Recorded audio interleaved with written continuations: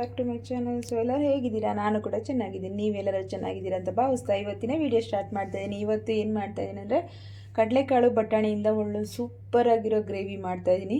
ಚಪಾತಿ, ಪೂರಿ, ಸಾಗು ಎಲ್ಲದಕ್ಕೂ ಕಾಂಬಿನೇಷನ್ ಆಗಿರುತ್ತೆ. ನೀವೊಮ್ಮೆ ಟ್ರೈ ಮಾಡಿ ನೋಡಿ, ಅದ್ಭುತವಾಗಿರುತ್ತೆ ಟೇಸ್ಟು. ಮಾಡೋದು ಹೇಗೆ ಅಂತ ನೋಡೋಣ. ಹಾಗೆ ವಿಡಿಯೋನ ಫಸ್ಟ್ ಟೈಮ್ ನೋಡ್ತಾ ಇದ್ದರೆ ಪ್ಲೀಸ್ ಸಬ್ಸ್ಕ್ರೈಬ್ ಮಾಡದೆ ನೋಡ್ತಾ ಇದ್ದರೆ ಪ್ಲೀಸ್ ಸಬ್ಸ್ಕ್ರೈಬ್ ಮಾಡ್ಕೊಳ್ಳಿ. ಹಾಗೆ ಒಂದು ಲೈಕ್ ಮಾಡಿ, ಶೇರ್ ಮಾಡಿ, ಕಾಮೆಂಟ್ ಮಾಡಿ. ಓಕೆ ಫ್ರೆಂಡ್ಸ್, ನೋಡೋಣ. ನೋಡಿ, ಬೆಳ್ಳುಳ್ಳಿ ತೊಗೊಂಡಿದ್ದೀನಿ, ಹಾಗೆ ಶುಂಠಿ, ಹಾಗೆ ಒಂದು ಟೊಮೆಟೊ ತೊಗೊಂಡಿದ್ದೀನಿ ದಪ್ಪ ಸೈಜ್ದು. ಹಾಗೆ ನಾನು ಕೊತ್ತಂಬರಿ ಸೊಪ್ಪು ತೊಗೊಂಡಿದ್ದೀನಿ, ನಾಟಿ ಸೊಪ್ಪು. ಹಾಗೆ ಮತ್ತು ನೋಡಿ, ಚಕ್ಕೆ, ಲವಂಗ, ಏಲಕ್ಕಿದು ಮಾತ್ರ ತೊಗೊಂಡಿದ್ದೀನಿ. ಹಾಗೆ 2 ಈರುಳ್ಳಿ ತೊಗೊಂಡಿದ್ದೀನಿ. ಒಂದು ನಾನು ರುಬ್ಬೋದಕ್ಕೆ ಅಂತ, ಇನ್ನೊಂದು ಒಗ್ಗರಣೆಗೆ ಅಂತ.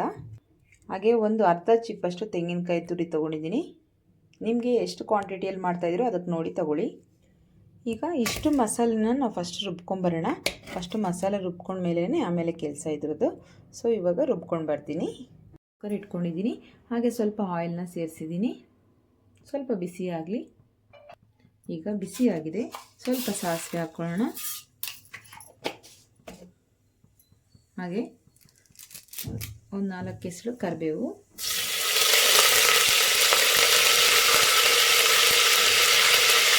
ಹಾಗೆ ಒಂದು ಆನಿಯನ್ ಬಿಸಿ ಹಾಕ್ಕೊಂಡಿದ್ದೀನಿ.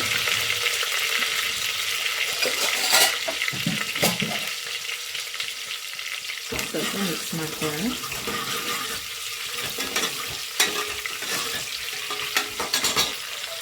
ಈಗ ನಾವು ರುಬ್ಕೊಂಡಿರೋ ಮಸಾಲೆನ ಸೇರಿಸ್ಕೊಳ್ಳೋಣ. ನೋಡಿ, ನಾನು ಫುಲ್ ರುಬ್ಕೊಂಡು ಇಟ್ಕೊಂಡಿದ್ದೀನಿ, ಎಲ್ಲ ಒಟ್ಟಿಗೆ ಮಾಡಿಕೊಂಡು ಈಗ ಇದನ್ನು ಸೇರಿಸ್ಕೊಳ್ಳೋಣ.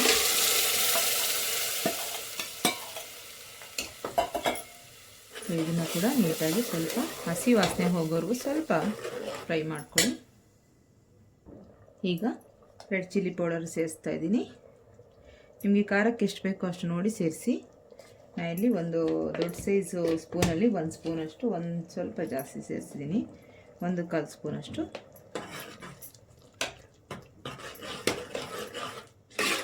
ಈ ರೀತಿ ಮಾಡ್ಕೊಂಡು ನೋಡಿ ಫ್ರೆಂಡ್ಸ್, ಗೊತ್ತಾಗುತ್ತೆ ನಿಮಗೆ.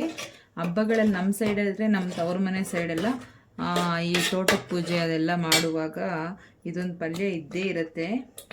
ಈ ಥರ ಮಸಾಲೆ ಹಾಕ್ಕೊಂಡು ಮಾಡಿರೋ ಪಲ್ಯ ಎಷ್ಟು ಚೆನ್ನಾಗಿರುತ್ತೆ ಅಂದರೆ, ಎಲ್ಲ ಪಲ್ಯಗಳ ಜೊತೆಯಲ್ಲೂ ಇದನ್ನು ಮಾಡಿಕೊಂಡ್ರೆ ತುಂಬ ಚೆನ್ನಾಗಿರುತ್ತೆ. ಎಲ್ಲರೂ ಇದನ್ನು ರೈಸ್ಗೆಲ್ಲ ತಿಂತಾರೆ, ಇದನ್ನೇ. ಅಷ್ಟು ಚೆನ್ನಾಗಿರುತ್ತೆ. ಪಲ್ಯ ಥರ ಅಷ್ಟೇ ತಿಂದೆ, ಗ್ರೇವಿ ಥರ. ಸೊ ಎಲ್ಲದಕ್ಕೂ ಇಷ್ಟಪಟ್ಟು ತಿಂತಾರೆ, ಅಷ್ಟು ಚೆನ್ನಾಗಿರುತ್ತೆ. ಹಳ್ಳಿ ಸ್ಟೈಲಲ್ಲಿ ಒಂದು ಈ ರೀತಿ ಮಾಡ್ತಾಯಿದ್ದೀನಿ, ತುಂಬ ಚೆನ್ನಾಗಿರುತ್ತೆ.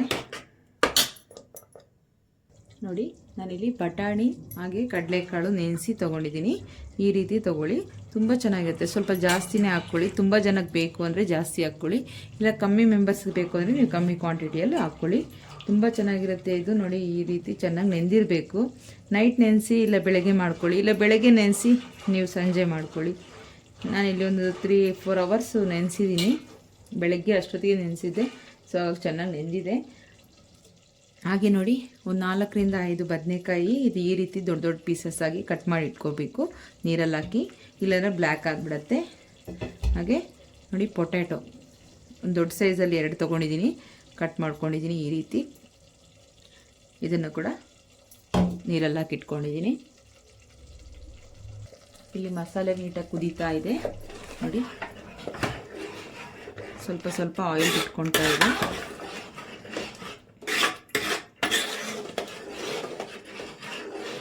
ಬರೀ ಮಸಾಲ ಹಾಕಿರೋದ್ರಿಂದ ಕುದಿಯುತ್ತೆ, ಸ್ವಲ್ಪ ಮೇಲೆಲ್ಲ ಸಿಡಿಯುತ್ತೆ. ಕೇರ್ಫುಲ್ಲಾಗಿ ಮಾಡ್ಕೊಳ್ಳಿ. ಸ್ಟವ್ ಸ್ವಲ್ಪ ಕಮ್ಮಿ ಮಾಡ್ಕೊಂಬಿಡಿ. ಇವಾಗ ನಾವು ಒಂದೊಂದೇ ಸೇರಿಸ್ಕೊಂಡ್ಬಿಡೋಣ. ನಾನು ಇಲ್ಲಿ ಬದನೆಕಾಯಿ ಸೇರಿಸ್ತಾ ಇದ್ದೀನಿ. ಸಾರಿ,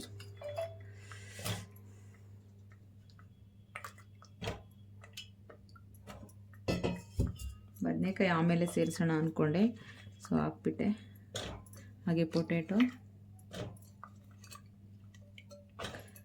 ಸ್ವಲ್ಪ ಬದನೆಕಾಯಿ ನಮಗೇನಾದರೆ ಸ್ವಲ್ಪ ಬೇಗ ಸಾಫ್ಟ್ ಆಗುತ್ತಲ್ವ, ಸ್ವಲ್ಪ ನಾವು ಇದೆಲ್ಲ ಇನ್ನೊಂದು 10 ನಿಮಿಷ ಬಿಟ್ಟು ಹಾಕ್ಕೊಂಡ್ರೂ ಚೆನ್ನಾಗೇ ಇರುತ್ತೆ.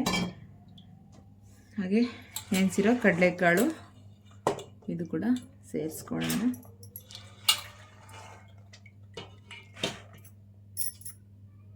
ನೋಡಿ, ಎಲ್ಲ ಸೇರಿಸಿದ್ದೀನಿ. ನೋಡಿ ಎಷ್ಟು ನೆನೆಸಿದ್ರೂ, ಎಷ್ಟು ಅವರ್ ನೆನೆಸಿದ್ರೂ ನೆನೆದೇ ಇರೋ ಕಾಳು ಅಂತ ಕೆಲವೊಂದಿರುತ್ತೆ. ಅದರಲ್ಲಿದು ಬಟಾಣಿ ನೋಡಿ. ಕೆಲವೊಂದು ಅಕ್ಮಾದೇವಿ ಕಥೆಯಲ್ಲಿ ಒಂದಿದೆ ಸ್ಟೋರಿಯಲ್ಲಿ, ಈ ಥರ ನೆನೆದೇ ಇರೋ ಕಾಳಿದ್ರೆ ಅದೇನೋ ಪತಿವ್ರತೆ ಕಾಳು ಅಂತೆ. ನನಗೂ ಗೊತ್ತಿಲ್ಲ ಅಷ್ಟು ಸರಿಯಾಗಿ. ಎಷ್ಟು ನೆನೆಸಿದ್ರೂ ಆ ಕಾಳು ನೆನೆಯಲ್ಲ. ಹುಳ್ಳಿಕಾಳು ಅಷ್ಟೇ, ಇದರಲ್ಲಿ ಬಟಾಣಿ ಕಾಳು ಅಷ್ಟೇ.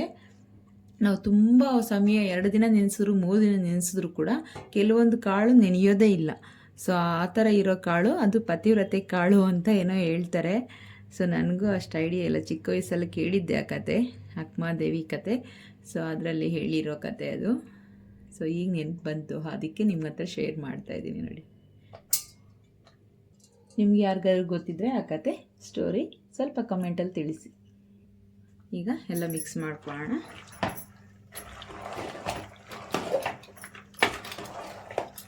ಫಸ್ಟ್ ಹಸಿ ವಾಸನೆ ಹೋಗುವವರೆಗೂ ಮಸಾಲೆನ ಸ್ವಲ್ಪ ನಾವು ಹುರಿಬೇಕು. ಆಮೇಲೆ ನಾವು ಮಿಕ್ಕಿದ ತರಕಾರಿಗಳೆಲ್ಲ ಸೇರಿಸ್ಕೋಬೇಕು. ಕೆಲವೊಂದು ಸರಿ ಸಾಂಬಾರು ಮಾಡುವಾಗ, ನಾವು ಸಾಂಬಾರು ರೀತಿ ಮಾಡುವಾಗ ಫಸ್ಟ್ ಕಾಳು, ಈ ಆಲೂಗಡ್ಡೆ ಇವೆಲ್ಲ ಬೇಯಿಸ್ಕೊತೀವಿ ಸ್ವಲ್ಪ ಎಣ್ಣೆಯಲ್ಲಿ. ಸೊ ನೀವು ಈ ರೀತಿ ಗ್ರೇವಿ ಮಾಡುವಾಗ ಸ್ವಲ್ಪ ನಾವು ಫಸ್ಟ್ ಮಸಾಲೆನೇ ಫಸ್ಟ್ ಫ್ರೈ ಮಾಡ್ಕೋಬೇಕು.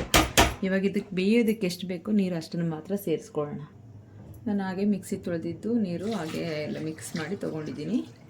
ಎಷ್ಟು ಬೇಕಾಗುತ್ತೋ ನೋಡೋಣ. ಇದು ಸ್ವಲ್ಪ ಗಟ್ಟಿಯಾಗೇ ಬೇಕು ನಮಗೆ, ಯಾಕೆಂದರೆ ಇದು ಚಪಾತಿ, ಪೂರಿ, ದೋಸೆ ಈ ಥರ ಎಲ್ಲದಕ್ಕೂ ಕಾಂಬಿನೇಷನ್ ಆಗಿ ಮಾಡ್ತಾ ಇರೋದ್ರಿಂದ ಸ್ವಲ್ಪ ನಮಗೆ ಗಟ್ಟಿನೇ ಇರಬೇಕು. ನೋಡಿ ಇಷ್ಟು ಗಟ್ಟಿ ಇದೆ. ಇದು ಆಗಲ್ಲ, ಯಾಕೆಂದರೆ ಅದೆಲ್ಲ ಬೇಯಬೇಕಲ್ಲ, ಕಾಳುಗಳು, ನಾವು ಹಾಕಿರೋ ವೆಜಿಟೇಬಲ್ಸು ಎಲ್ಲ. ನೋಡಿ ಇಷ್ಟು ತೆಳ್ಳಗಿದೆ. ನೋಡೋಣ ಆಮೇಲೆ ಯಾವ ಥರ ಆಗಿರುತ್ತೆ ಅಂತ.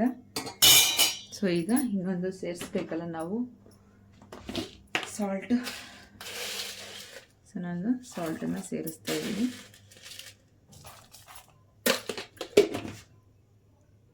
ಈಗ ಒಂದ್ಸರಿ ಮಿಕ್ಸ್ ಮಾಡ್ಕೊಂಡ್ಬಿಟ್ಟು ನಾವು ಕ್ಯಾಪ್ ಹಾಕ್ಬಿಟ್ಟು ಒಂದು 3 ಇಂದ 4 ವಿಜಿಲ್ಸ್ ಹಾಕ್ಸಿ. ಸೊ ಬಟಾಣಿ, ಕಡಲೆಕಾಳು ಇದೆಲ್ಲ ಇದೆಯಲ್ಲ, ಸೊ ಅದೆಲ್ಲ ಚೆನ್ನಾಗಿ ನೆನಿಬೇಕು, ನಮಗೆ ಸರಿಯಾಗಿ ಬೇಯಬೇಕು. ಈಗ ಕುಕ್ಕರ್ ಕ್ಯಾಪ್ ಹಾಕಿದ್ದೀನಿ. ಈಗ ಒಂದು 4 ವಿಜಿಲ್ಸ್ ಆಗಲಿ, ಆಮೇಲೆ ಆಫ್ ಮಾಡ್ಕೊಳ್ಳೋಣ. ವಿಜಿಲ್ ಆಗಿದೆ, 4 ವಿಜಿಲ್ ಆಗಿದೆ. ಈಗ ಓಪನ್ ಮಾಡೋಣ. ನೋಡಿ ಎಷ್ಟು ನೀಟಾಗಿ ಮಸಾಲೆ ನಾವು ಫಸ್ಟನ್ನು ಫ್ರೈ ಮಾಡಿಕೊಂಡ್ರೆ ಈ ರೀತಿ ಆಗುತ್ತೆ.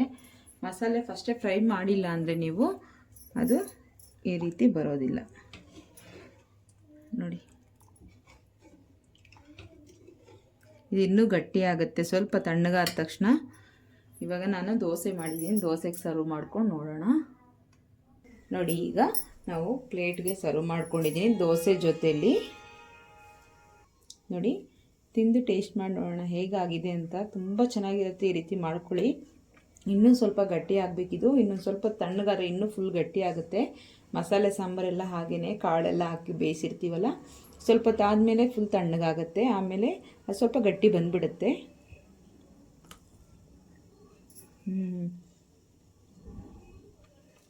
ತುಂಬ ಚೆನ್ನಾಗಿದೆ, ಒಮ್ಮೆ ಟ್ರೈ ಮಾಡ್ಕೊಳ್ಳಿ ನಿಮ್ಮ ಮನೇಲಿ.